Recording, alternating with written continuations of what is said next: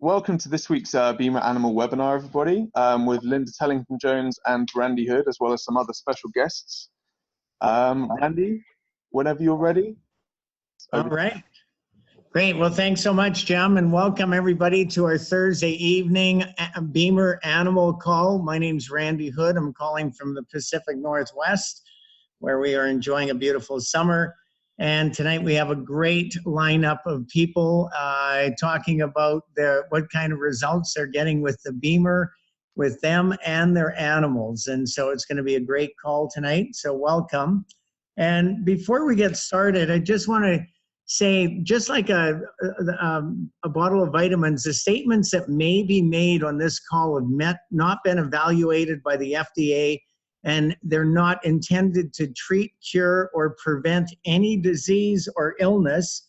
And if you or your animals have any health condition whatsoever, it's best to consult with your doctor or your veterinarian before starting any new protocol. So with that, I want to say, for those of you that are brand new tonight, what we're going to be talking about is the Bemer, which is a 20-year-old company out of Europe that's got 1 million humans around the world using it, getting great results. And now we've got thousands of animals using the Bemer and getting great results. And we're going to be talking about our new veterinary line, as well as what we're doing with dogs with our human product as well.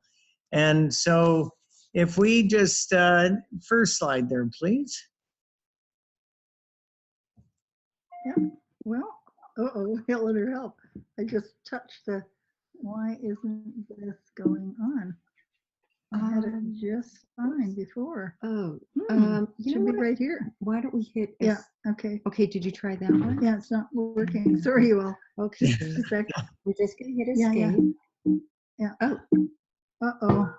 We may not have shared the screen, Ross, so sorry, everybody. Hi, Linda. If you give her a click right in the middle on the title, and then on with your mouse, and then you should be able to use your keyboard. Oh, yeah. Thank you. There we go. No worries. All right.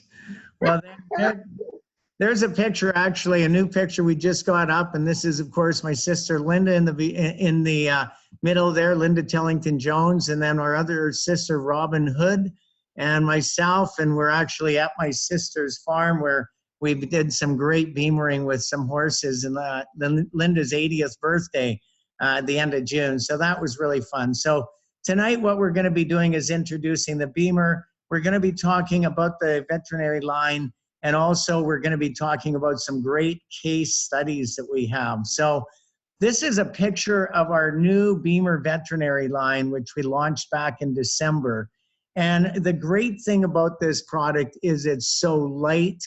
It doesn't cover the whole horse, but the great thing about the blanket is the signal goes pretty much right through to the belly of the horse and it affects the whole horse. And you'll see the little, the pictures down in the bottom, that orange that little orange piece is the computer. So it's very small. It's got a rechargeable battery, which you get about 15 to 20 15-minute sessions for horses. So you can walk into a stable and Bemer a lot of horses. It's adjustable and it's simple and effective to use.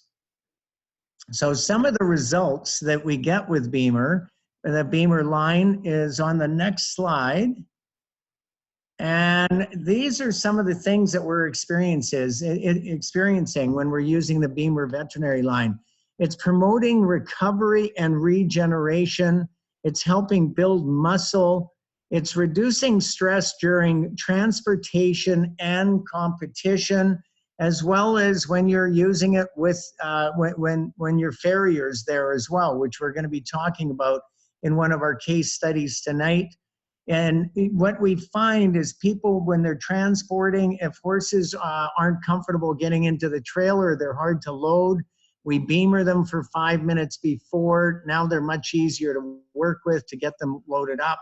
And then after a long haul, to be able to get them back in shape, as well as before and after a competition, we're seeing great results with the Bemer vet, as well as just for the recreational horse. we're seeing some fantastic results. We're also seeing improved hydration because horses, once you Bemer them, we're seeing so many horses go directly to the trough and start drinking a lot of water, which is very good, as well as it accelerates the recovery after injury. And this, it can be very helpful, whether it's a recreational horse or a competitive horse. Plus, what we're seeing is that it increases a calm, focused energy.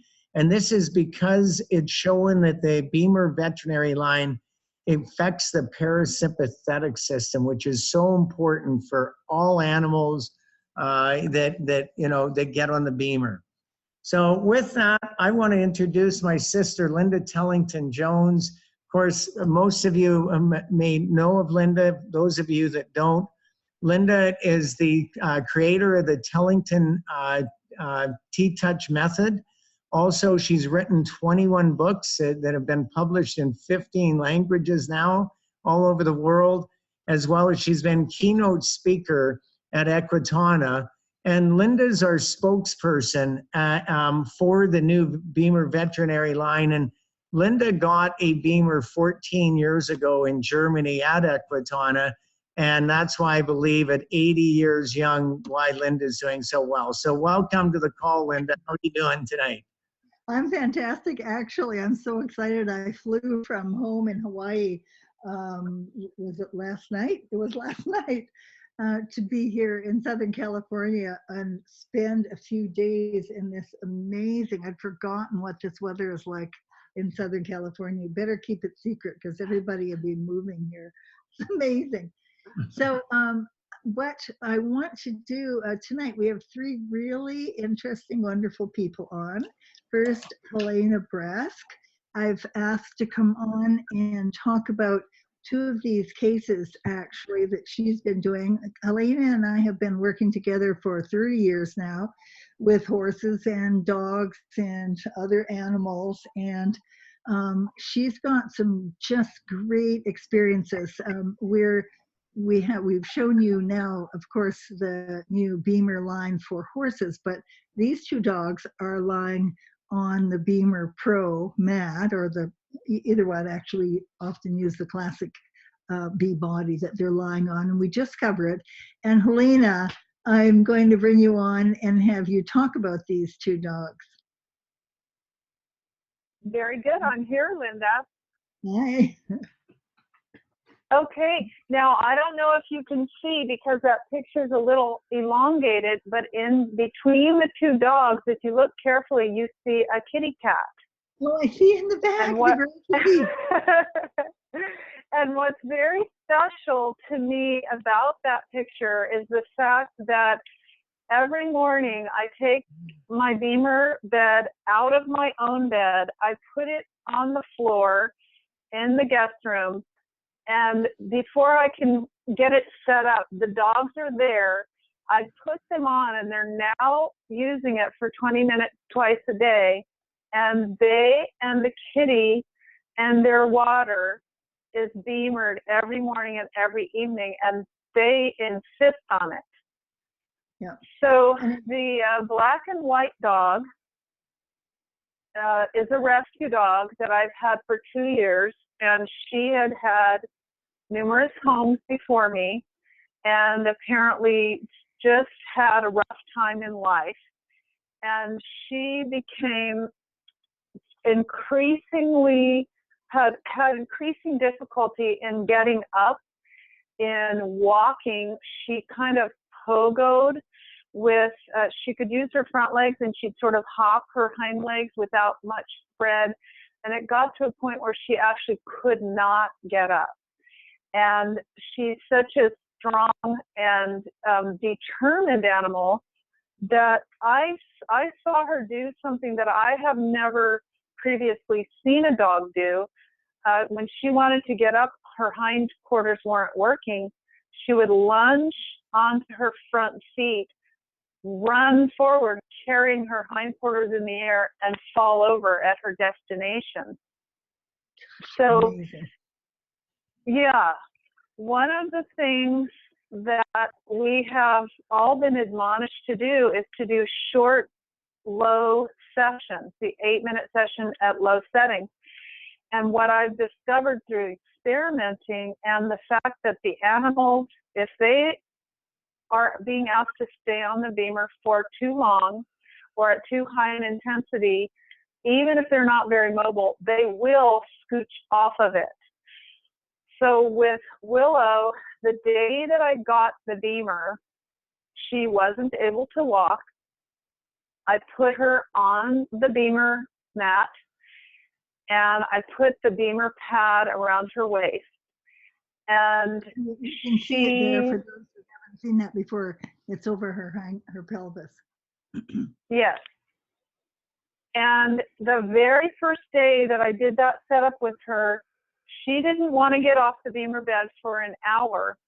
So I increasingly turned the Bemer bed up, and I believe we actually did a couple of 8-minute sessions at intensity 10, as well as when she was so injured, she wanted the Bemer pad at intensity 10 for almost that full hour, that first session. And she had been unable to get to stand. If she tried to, she staggered, she rolled, she fell sideways, or she did that strange lunge to the front feet. This day, when she was done with the session, and I didn't tell her she was done, she decided she was done, the dog was lying there and she stood up on all 4 feet, which she had been unable to do for months. Incredible. And yeah, and needless to say, the number of other healthcare professionals who had been helping me in the care of her, I went out and bought Bemers. The thing that's really important about this morning on Blog Talk Radio with Dr. Bukoff, we were talking about this fact that we have this basic protocol, start them low and for short periods of time.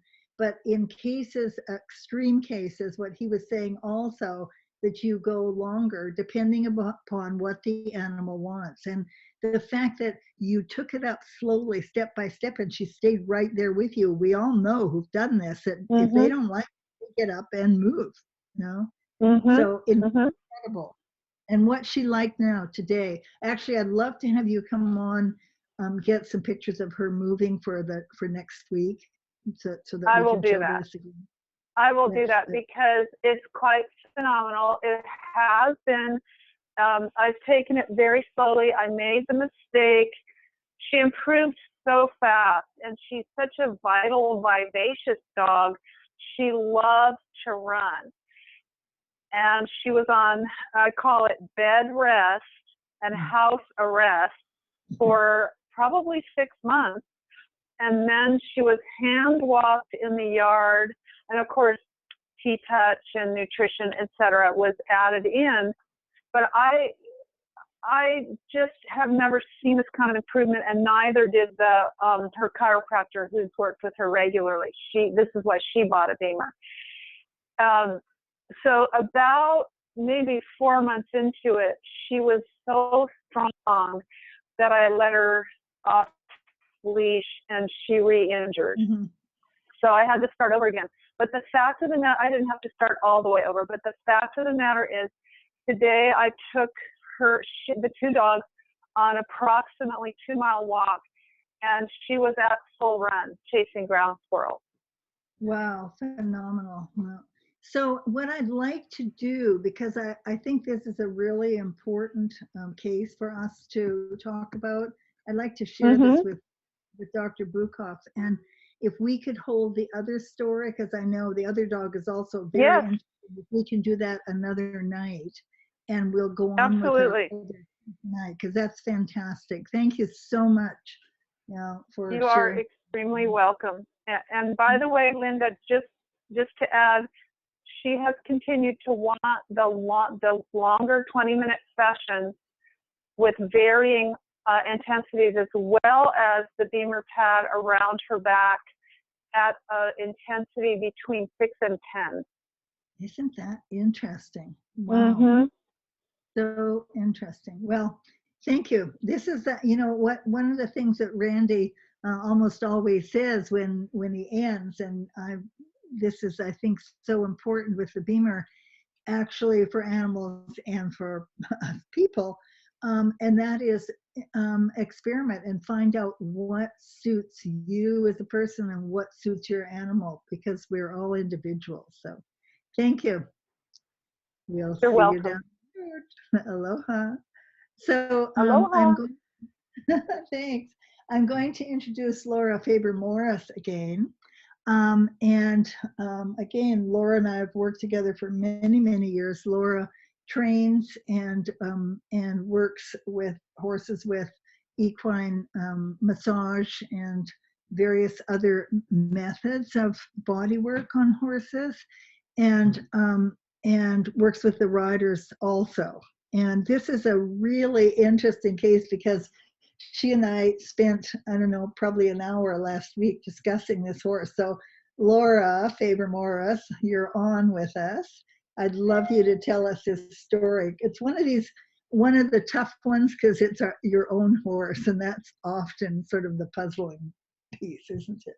It is. Hi everybody. I'm from Whitefish, Montana, and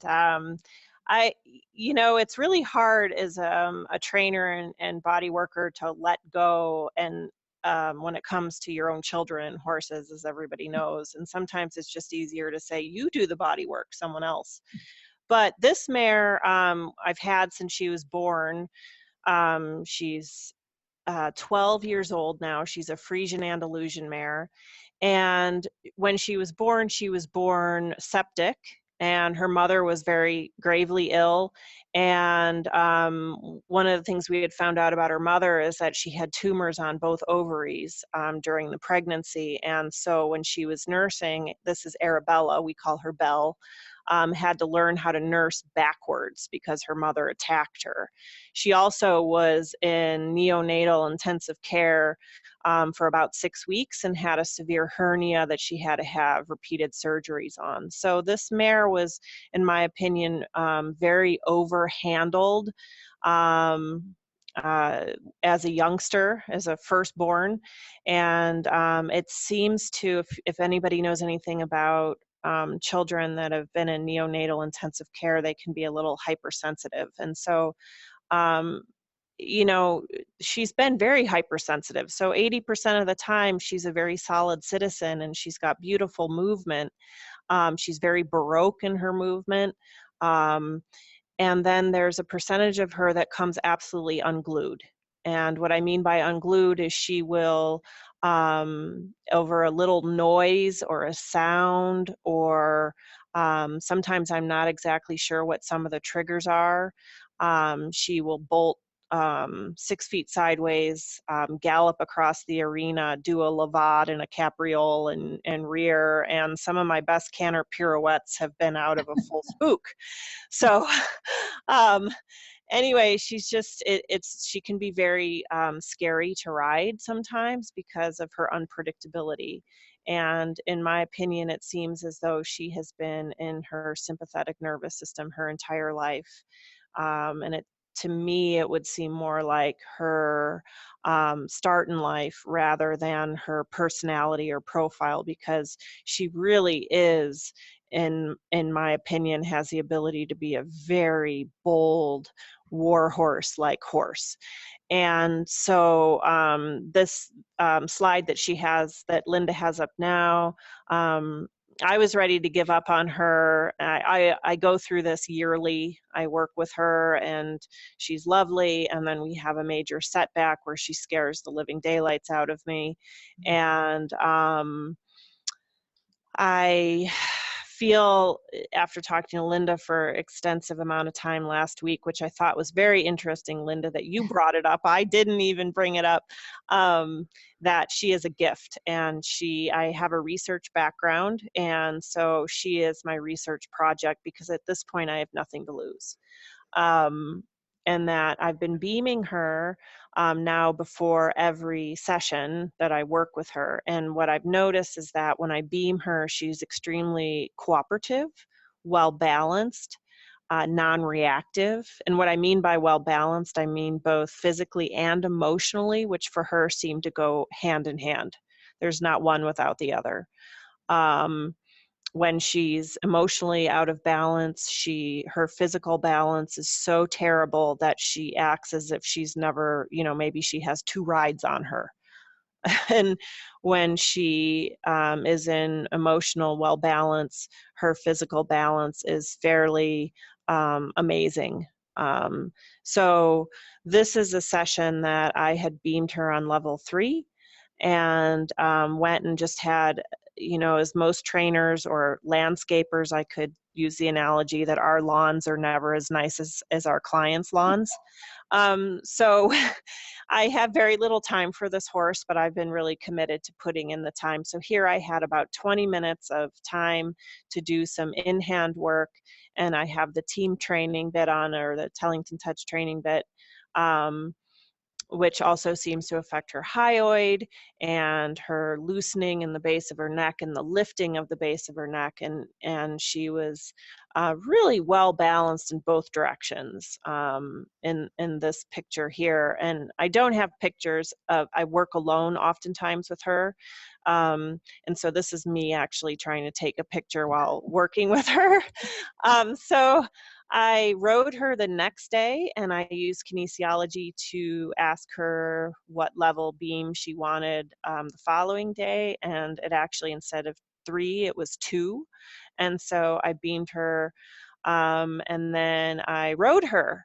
And I rode her basically on the buckle of that same bridle right there. No cavison, no noseband, just the training bit, and just had my hand on that buckle, and just, she followed my body everywhere I wanted to go. She was soft. When I went to I'm just going to pick up the trot, she sat down, curled her loins. She had lifted the base of her neck. Her jaw was very released, and she offered to pick up the canter out of basically 2 steps of a walk. And normally done, is that right? No, when I started this mare cantering her, because I started her as a 4.5-year-old, I wanted to do all the right things by her, did lots of groundwork, lots of ground driving, lots of in-hand work, really soft. But then I would ask her to canter, and not only was she like a 747 taking off, she would bolt. And so she would really bolt violently, where I could hardly hang on to her. And so the fact that we're cantering in the way that she's offering at this point, after very little work, I mean, I'm talking since May, maybe she's got 20 rides on her, maybe, because I'm just so busy, and she stresses me out so much, to be honest. So anyway, I'm really hopeful. Right now, I'm on day 5 of beaming her regularly and with work, and the results for me and her are unbelievable. I can't even, because normally I could have a couple days and then she'll come unglued. If those of you can see that little crack of light in the bay door back there, just passing by an arena door that was open could make her jump 10 feet sideways. And not only would she jump 10 feet sideways, then she would either buck, bolt, rear.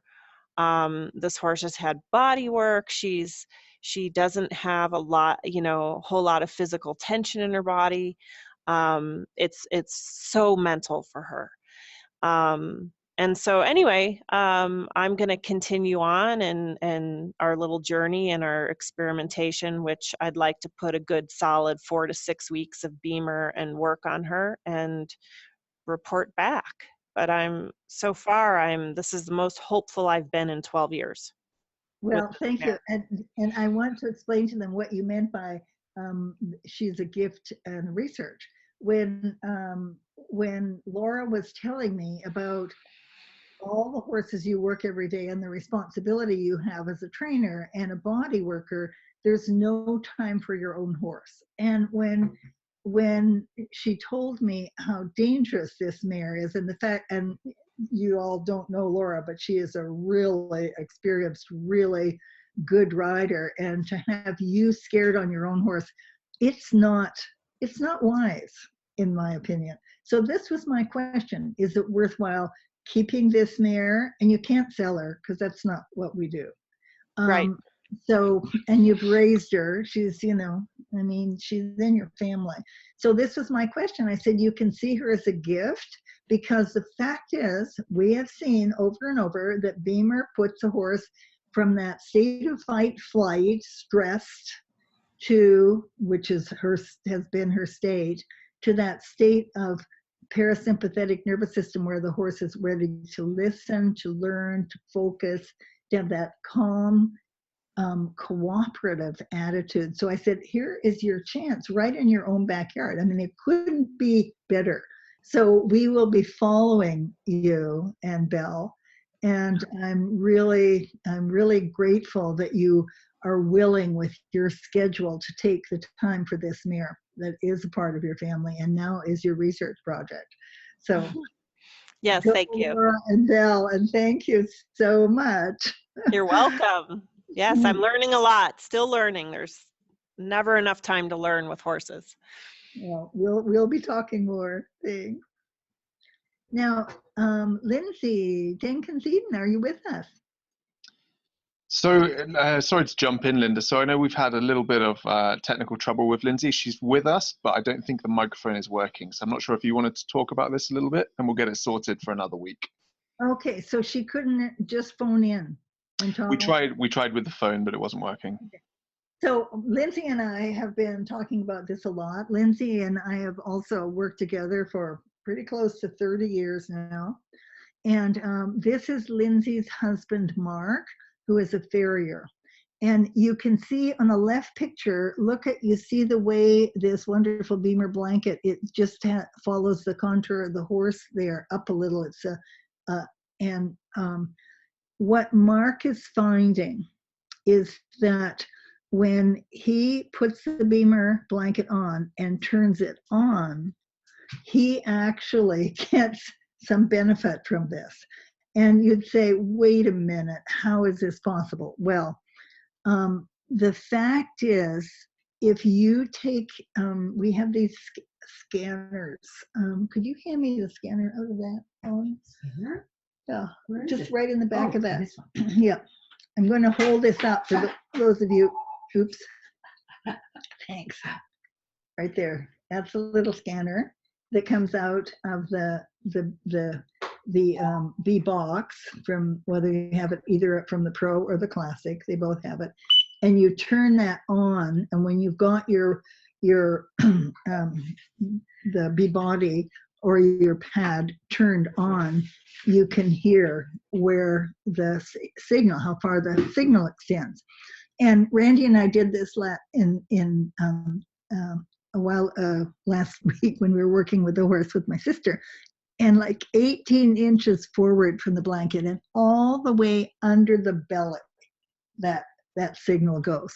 So it's really, and the big thing for the farrier, sorry, I didn't say this thing, is that when the horses have the Bemer on, they are able to relax and actually pick up feet and stand there quietly, that horses that are otherwise not able or not willing or not comfortable enough to pick up those feet. So last week, for those of you interested, listen to that a really interesting case with one of Bobby Lieberman's horses. Her husband was working on one of their horses who had an abscess, and so she didn't want to put her weight on that foot to pick up the other foot. Just turning the Bemer on made her comfortable and relaxed enough that she could pick up the feet to be trimmed. So this is something every farrier should be carrying. And I'm just really excited. Of course, Mark is on the Bemer every day, and Lindsay, of course, also. And I think, Randy, next week, I really would like to take a little time, because one of the things you said at the beginning was that we were going to talk about animals and their people, and to talk a little bit about what, each person can tell their own story, what this has done for each of us it's just such a gift that we have.